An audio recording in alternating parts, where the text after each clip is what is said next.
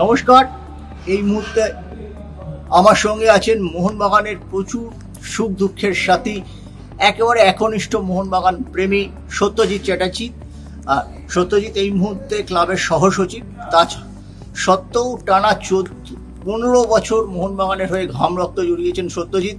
আজকে আমরা সত্যজিতের কাছে এসেছিলাম টিকে চাটুনি স্মৃতিচারণ করতে। টিকে চাটুনি বুধবার সকালে মারা গেছেন ত্রিচুরের বাড়িতে।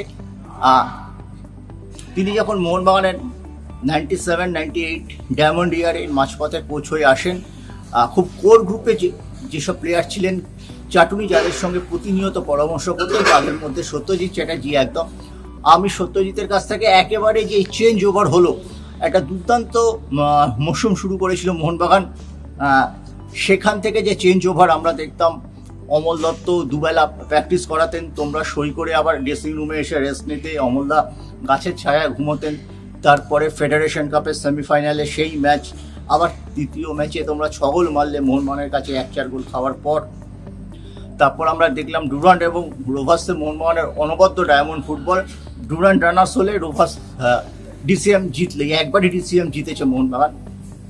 তারপরে তোমরা রোভার্সে গেলে দলটা ছন্দ পতন হলো এবং চাটুনি এলো। এই জায়গা থেকে আমি ধরতে চাইছি না, সে বছর হঠাৎ হলো কি যে মোহনবাগান সে বছর একটা মানে আউটস্ট্যান্ডিং ফুটবল খেলেছিল। আউটস্ট্যান্ডিং শুধু এই কারণে বলছি না, রেজাল্টের দিক থেকে নয়, খেলার সৌন্দর্যের দিক থেকে। এবং একটা অমূল্য একটা সিস্টেম ইমপ্লিমেন্ট করেছিল, তার নাম দিয়েছিল ডায়মন্ড সিস্টেম। সেই সিস্টেমে খেলতে খেলতে আমরা এমন একটা সৌন্দর্য ফুটবল উপহার দিতে শুরু করেছিলাম যাতে মানুষের ঢল নেমে গেছিল প্রত্যেকটা ম্যাচে। এবং সেটা শুরু হয়েছিল, প্রথম আমরা যেটা ম্যাচটা খেলি সেটা হচ্ছে ব্যাঙ্গালোরে খেলি, ফেডারেশন কাপের পাঞ্জাব পুলিশের এগেনস্টে। সেখানে আমরা অত্যন্ত খারাপ ফুটবল খেলি এবং কোনো রকমের ম্যাচটা টাইব্রেকারে জিতে আমরা পরের কোয়ালিফাই করি। তো তখন নক আউট সিস্টেমে ফেডারেশন কাপ শুরু হয়েছিল এবং নানান জায়গায় হচ্ছিল, ব্যাঙ্গালোর হচ্ছিল, গৌহাটি হচ্ছিল, কলকাতা হচ্ছিল। এই করতে করতে তো এখান থেকে শুরু হলো ডায়মন্ড। কিন্তু এত খারাপ ফুটবল যে অমলদা নিজেও নার্ভাস হয়ে গেছিল ওই ম্যাচের পরে, যে এই সিস্টেম কী হবে না হবে। তারপরে আমরা ফিরে এসে কলকাতা লিগ খেলি এবং কলকাতা লিগে ওই যে প্রথম ম্যাচ ইস্টার্নেলের সাথে খেলি, সেই ম্যাচটা আমরা 2 গোলে জিতি। এবং ফুটবল খেলাটা দেখে মানুষ অবাক হয়ে যায় যে এই সিস্টেমটা কি সিস্টেম, এরকম একটা এত সুন্দর ফুটবল খেলা শুরু হলো। এবং পরপর তারপর ম্যাচ চলতে থাকে। লিগের 3-4টে ম্যাচ খেলার পর আমরা চলে যাই গৌহাটিতে চার্চিল ব্রাদার্সের সাথে খেলতে। চার্চিল ব্রাদার্সকে আমরা 6 গোল দিয়ে দিই। এই যে 6 গোল দেওয়ার পর একটা আলোড়ন সৃষ্টি হয়ে যায়। ফেডারেশন কাপ কোয়ার্টার ফাইনাল থেকে আমরা সেমিফাইনালে। এইবারে মানুষের কোনো একটা বিশাল আলোড়ন সৃষ্টি হয়। তখন আমরা এসে ইস্ট বেঙ্গলের সাথে মিট হয় এবং আমরা একটা ডিজাস্টারলি হেরে যাই ম্যাচটা 4-1। তার একদিন বাদে থার্ড প্লেস ম্যাচ খেলতে চলে যায় আবার গৌহাটিতে ডিএমপুর এগেনস্টে, এবং আবার 3-1 হারায়। এই যে আমি বলতে চাইছি, এই যে মোহনবাগানের এই উত্থানটা এই বছর যে শুধু রেজাল্ট নয়, এবার তারপরে আমরা আস্তে আস্তে খেলা শুরু করি এবং লিগ চ্যাম্পিয়ন হই, যেটা তুমি বললে। তারপরে ডুরান্ড রানার্স হই, ডিসিএম চ্যাম্পিয়ন হই। করতে করতে রোভার্স আছে, আইএফএসিলটাও হেরে গেছিলাম আমরা, কিন্তু অসাধারণ ফুটবল খেলেছিলাম। কিন্তু আমি বলছি যে তখন শুধু রেজাল্টটা নয়, তখন আমাদের খেলার যে প্যাটার্নটা, যেটা মানুষকে আকর্ষণ করছিল। এবং সেখান থেকে আমরা রোভার্সে যাই। রোভার্সে আনফর্চুনেটলি আমি যেতে পারিনি প্রথমে, আমার অফিস খেলার জন্য আমাকে বাইরে যেতে হয়েছিল খেলতে। এবং পরে আমি গিয়ে জয়েন করি, সেমিফাইনালে হেরে যাই। এবং ওখানে একটা আনফর্চুনেট ঘটনার জন্য, কোথাও একটা প্রবলেম হওয়ার জন্য অমলদাকে সরে যেতে হয়। এবং সেই জায়গা থেকে কে কোচ হবে, কী কোচ হবে, তারপরে আমরা জানলাম প্লেয়াররা সকলে যে চাটুনি বলে একজনকে, চাটুনিকে আনা হচ্ছে। চাটুনি মানে শালগাঁওকারের যে কোচ, ফেডারেশন কাপে ইস্ট বেঙ্গলকে যে সল্টলেকের মাঠে 2-1 গোলে হারিয়ে ফেডারেশন কাপ জিতেছিল। তার আগে কিন্তু চাটুনির যে খুব বিশাল পরিচয় ছিল কোচ হিসেবে, সেরকম কিন্তু সবাই জানতো না। কিন্তু উনি যে বড় খেলোয়াড় ছিলেন সেটাও কিন্তু লোকে খুব বেশি জানতো না। উনিও কিন্তু সার্ভিসেস, পাঞ্জাব, হেনাতানা, শালগাঁওকার, ব্যাঙ্গালোর, নানান জায়গায় খেলেছে। ইন্ডিয়ার হয়েও মার্ডিকা খেলেছে, কিন্তু এটা লোকে খুব বেশি জানতো। একদম তাই। বিজয়নকে তুলে এনেছেন বলে কিছুটা একাডেমি থেকে এসছে, সেটাও পরে জানা যায়। তো এই চাটুনি টিকে চাটুনি মোহনবাগানে কোচ হয়ে আসে। ব্যাপারটা হচ্ছে আজকে মনে হয় বা আমার পরবর্তী সময় মনে হয় যে ওই সময় অমলদার রিপ্লেসমেন্ট হওয়ার ক্ষমতা খুব কম লোকের ছিলই না বলতে পারে। অমলদার নিজের জীবনে কেরিয়ারে আমার যতটুকু ধারণা, অমলদার কোচিং কেরিয়ারে যদি উঠে থাকে সেটা হচ্ছে 97-এর ডায়মন্ড সিস্টেম। একদম অমলদা এইরকম কোনোদিনও সাফল্য বা এই চূড়ায় কোনোদিনও এতটা উঠতে পারেনি। তখন তার আগে অমলদা প্রদীপদা একটু বেশি ট্রফি জেতার দিক থেকে হেনা তেনা, কিন্তু অমলদা তো 97-এ এমন একটা পর্যায়ে সেইখানে রিপ্লেসমেন্ট হচ্ছে চাটুনি, যাকে কিন্তু খুব বেশি লোকে জানে না বাংলার লোকে।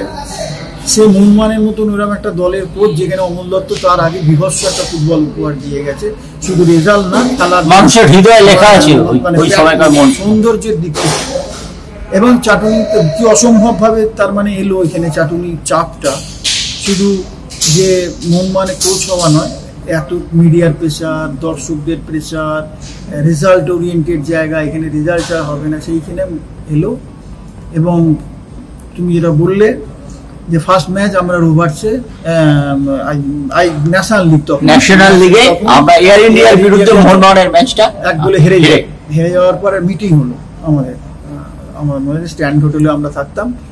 চাচুনি সকলকে সঙ্গে খেলার পরে সবাইকে ডাকলো, ডেকে একটা মিটিং, গেটওয়ে অফ ইন্ডিয়া সন্নিহিত স্ট্যান্ড হোটেল। হ্যাঁ, তো ওইখানে মিটিং হলো। মিটিংয়ে চাটুনি একটা কথাই বললো, ডিনারের আগে হয়েছিল মিটিংটা, বললো যে দেখো আজকে আমরা হেরে গেছি, কিন্তু আমাদের যা টিম, তোমরা যা প্লেয়ার, আমার নিজের ধারণা যে আমরা পরের ম্যাচ থেকে জিতবো এবং আমরা এই ফার্স্ট লিগে টপে যাব।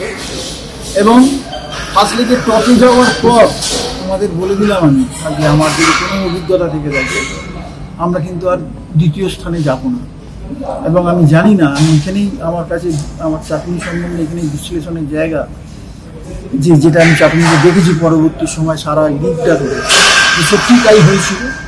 আমরা ওই ম্যাচ হেরে যাওয়ার পর আমরা ম্যাচ জিততে থাকি এবং করতে করতে ফার্স্ট লিগ, তখন 10টা টিমে মনে হয় ছিল ন্যাশনাল লিগ, আমরা টপে যাই, টপে গিয়ে তারপরে আমরা ফিনিশ করি ন্যাশনাল লিগ চ্যাম্পিয়ন।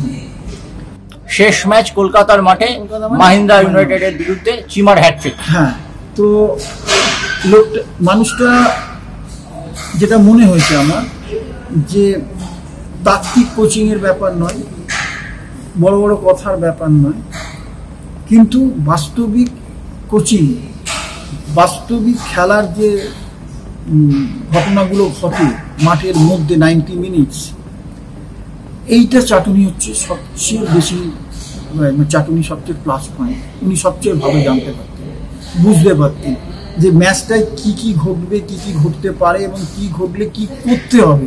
এইটা চাটুনি আমাদের ক্লাসে পুঙ্খানুপুঙ্খ বলে, মানে অপোনেন্ট ধরে অপোনেন্টকে প্রত্যেকটা জিনিস বলে দিতেন। এবং মাঠে যদি এই ঘটনা ঘটে, এই তোমায় করতে হবে। যেরকম ধরো একটা বল তুমি জিতছো, 1 গোলে জিতছো, তখন তোমার কাছে বারবার অ্যাটাক আসছে তোমাদের বক্সের দিকে, তখন তুমি দেখছো যে এখানে বল রিসিভ করা যাবে না, বলটাকে এখান থেকে লং ক্লিয়ার করে দিতে হবে, খেলাটাকে ওদের দিকে পাঠিয়ে দিতে হবে। তুমি যদি ওখানে বল ধরে আবার সুন্দর ফুটবল খেলতে যাও, পাস করতে যাও, একটা কিছু ভুল হলেই কিন্তু তোমার বিপদ আসবে। এবং খেলা তুমি জেনে রাখবে যে প্রথম, এটা অনেকেই বলে, চাটুনিও বলতো, কিন্তু বেশি করে গুরুত্ব দিত, যে বলতো 10 মিনিট খেলা শুরু, হাফ টাইমের শেষ হওয়ার 5 মিনিট, আবার খেলা শেষ হওয়ার 10 মিনিট আগে, এইগুলো ভেরি কেয়ারফুল থাকতে হবে তোমাকে। তুমি কিন্তু এই 4টে সময়কে তোমায় কিন্তু ভাগ করে নিতে হবে।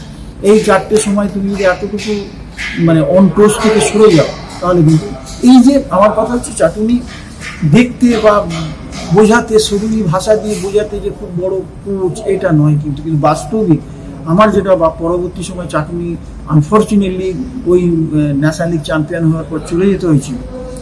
আমার ধারণা ছিল চাটুনি যদি থাকতো, ও কিন্তু কলকাতা লং রান করেছিল এবং অনেক বেশি মনমানে এবং মনমান বলব, পরবর্তী সময় কলকাতা বাংলার ফুটবলে কিন্তু কোচিংয়ের একটা ধারা তৈরি করে যেতে পারতো এবং কোচিংটাও সাফল্যের সঙ্গে করতে পারতো বাংলাতে। সেটা কিন্তু হতে পারলো না, যেটা চাটুনির মধ্যে সেই পোটেন্সিয়ালিটি ছিল, সেই কোয়ালিটির কোচিং ছিল। কেননা মোহনবাগানকে যেভাবে ন্যাশনাল লিগ চ্যাম্পিয়ন করেছে অমল দত্তর পরে, এটা কিন্তু সকলের পক্ষে সম্ভব ছিল বলে আমার মনে হয়।